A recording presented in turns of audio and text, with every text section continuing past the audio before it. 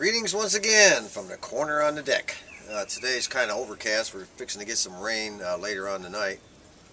And I have to go in and work on a radio chassis here for about 3 hours.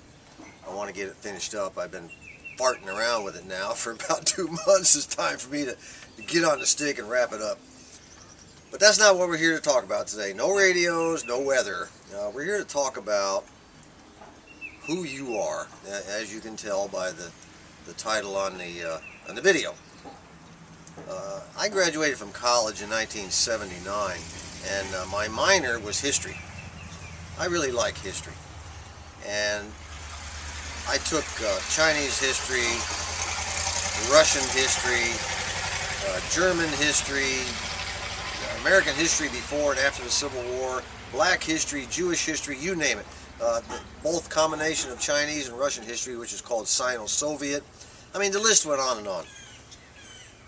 After I graduated, it occurred to me that I had paid an awful lot of money to be taught history by various professors and spent an awful lot of time studying and doing term papers and all the crap that goes with college. You know, needless crap in many cases.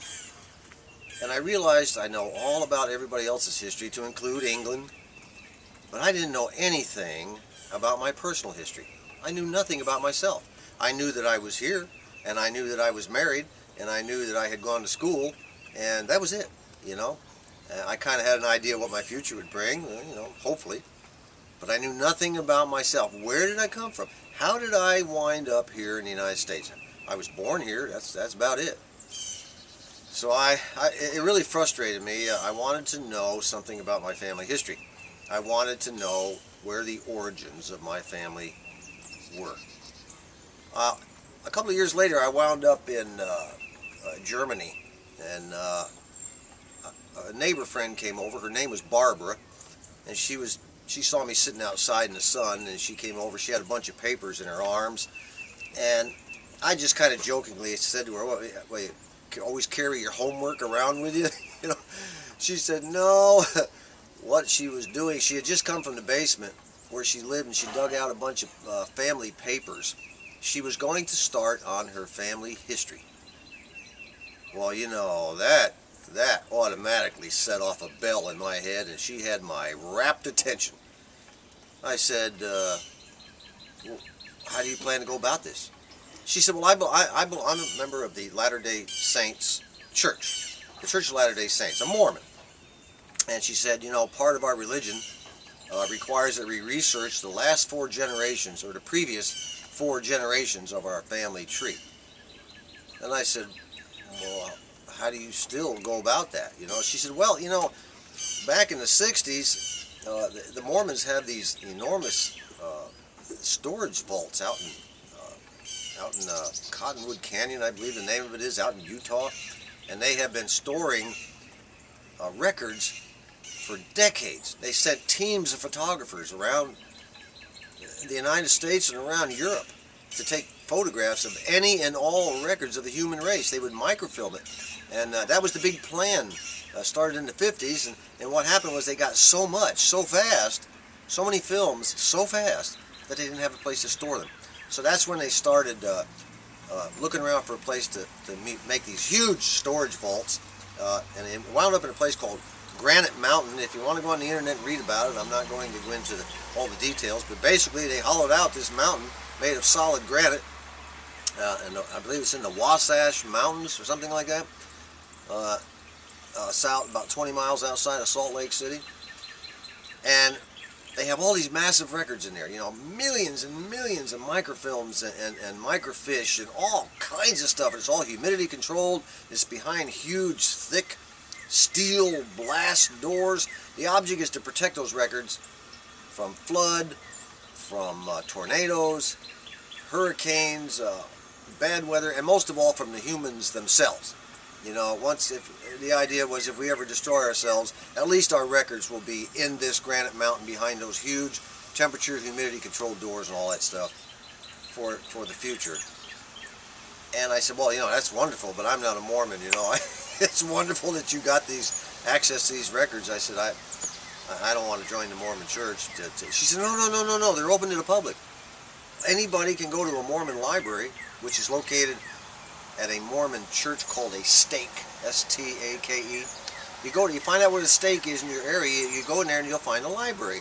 And then they'll help you find records that you can order, microfiche, microfilm, things of that nature, where you can go ahead and research your family history. We're talking photographs of church books, photographs of birth and death records, photographs of census tapes, property records, newspapers. I mean, it just goes on and on and on. And it's all been categorized, alphabetized, all this stuff, easy to find. And if you have a little difficulty, the librarian will help you. You order it, costs you a couple bucks, and then you watch the film when it comes in. They'll call you or whatever it is you ordered.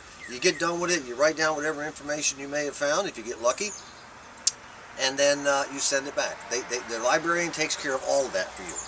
I said, my God, I never knew this. How could I be this old and gone to college and graduated and done all this, been around the world twice, talked to everybody 3 times, and never heard about any of this? This was amazing. Well, that was it, you know. I started, and it's now been 30-some years later, and I was able to research my family going back, my direct line, my father's line, going back to the 1600s.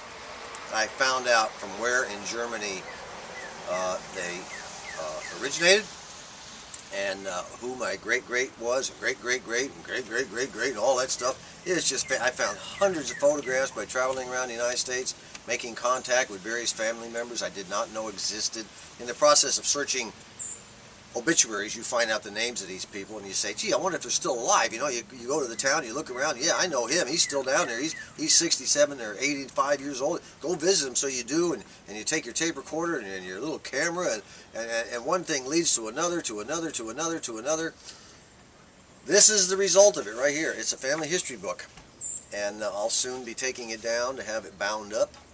I'm not going to spend $10,000, you know, to have it done. I'm going to have it done down here at a local binding shop. And I'm only going to have about 4 or 5 copies made for my immediate family. I will also send one to the Mormon Church to store in the archives.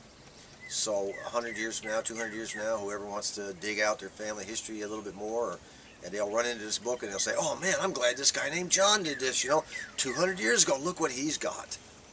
So, and this is the pedigree chart I had. It was these are hard to locate. This is a 15 generation pedigree chart that took 35 years or whatever to fill it all in.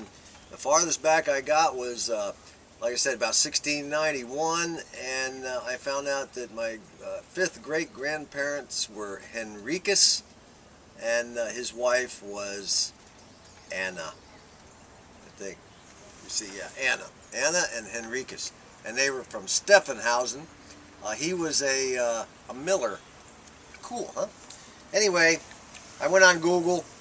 I found out that the one that came over from Germany came from the town of Hungheim, Germany, in Baden. And I went on Google, and I went down, you know, and looked at the town. It's all there. It's really cool. I encourage you to research at least something about your family. If you don't want to research, then at least sit down and write down some things, you know. This is what I know about my family. They came from here, they did this, they did that, they moved to Illinois, and then from there to Minnesota, and maybe out to California, whatever. Write down what you can remember, aunts, uncles, especially the older folks. Stick it away somewhere. Someday somebody may want it. You don't know who you are, you want to know who you are? Check out the Mormon archives. You don't have to be a Mormon, you don't have to be a Latter-day Saint member. It's very cheap, they're very helpful people. I never, tell you the honest truth, I've never met a Mormon I haven't liked as far as personality goes. They're just fantastic people, honest to a T, and I just want you to kind of think about that, you know. 2 or 3 generations from now, someone may appreciate the effort you took to just write down a few lines, maybe add a picture to it, stick it in a box, put a lock on it, stick it away where someone can find it after we croak, you know. From the corner on the deck, this is John.